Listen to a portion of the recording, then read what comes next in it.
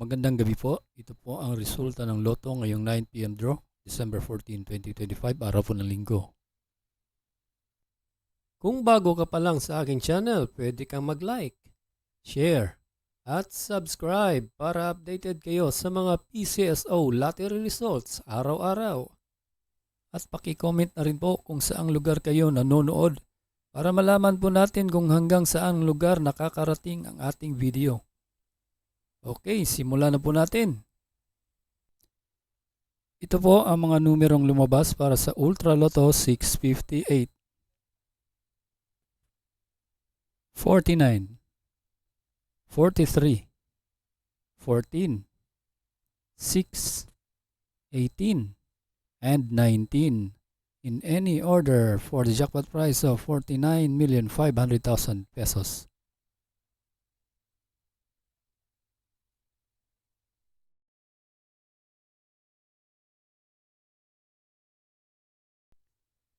Para sa Super Lotto 649, ito po ang mga winning numbers.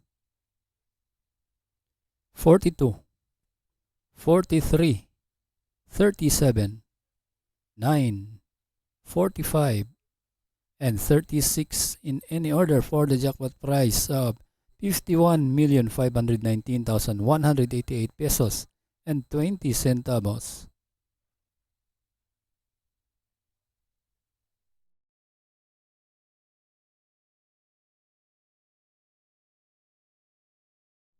Isunod na po natin ang 3D Lotto ngayong 9 PM draw.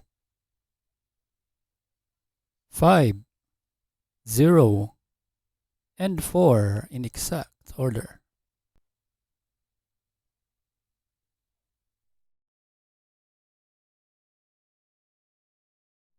At ito po ang mga numerong lumabas para sa 2D Lotto ngayong 9 PM draw. 5 and 29 in exact order.